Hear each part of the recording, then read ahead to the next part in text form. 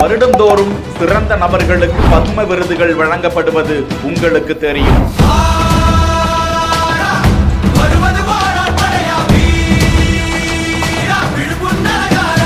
அந்த விருதுக்கு எப்படி தேர்வு செய்யப்படுகிறார்கள்? விருது வாங்குபவர்கள் இலவசமாக விமானத்தில் பயணம், இன்னும் இத்தனை சலுகைகள் உள்ளனவா?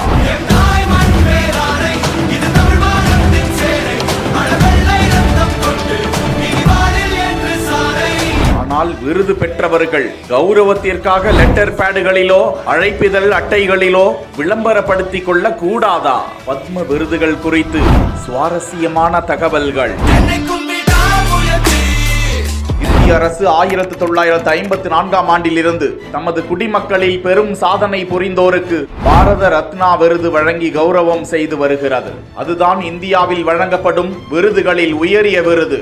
அதற்கு அடுத்தடுத்த நிலையிலாக பத்ம விபூஷன், பத்மபூஷன், பத்மஸ்ரீ ஆகியவை.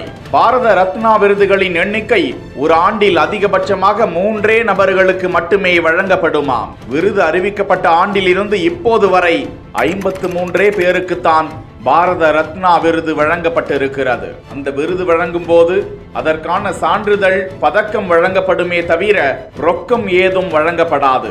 ஆனால் அவர்களுக்கு இத்தனை வசதிகள் அரசாங்கம் செய்து தருகிறது. இந்தியாவில் எங்கும் அவர்கள் இலவசம் விமான மற்றும் ரயில் பயணம் மேற்கொள்ளலாம். பாராளுமன்ற கூட்டங்கள் மற்றும் அமர்வுகளில் கலந்து கொள்ள முடியும். இந்த சலுகைகள் பாரத ரத்னா விருது பெற்றவர்களுக்கு மட்டுமே.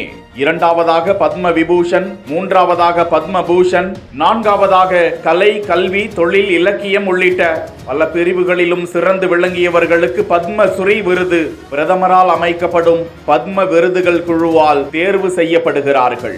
பத்ம விருதுகளை பெறுபவர்கள் தங்களது கௌரவத்திற்காக லெட்டர் ஹெட்கள், அழைப்புதல் அட்டைகள், சுவரொட்டிகள், புத்தகங்கள் போன்றவற்றில் தங்களுக்கு பெயருக்கு பின்னோட்டமாகவோ முன்னோட்டமாகவோ அந்த விருதுகளை பயன்படுத்த முடியாது. தவறாக பயன்படுத்தினால் அந்த விருதை இழக்க நேரிடும் என்பது குறிப்பிடத்தக்கது.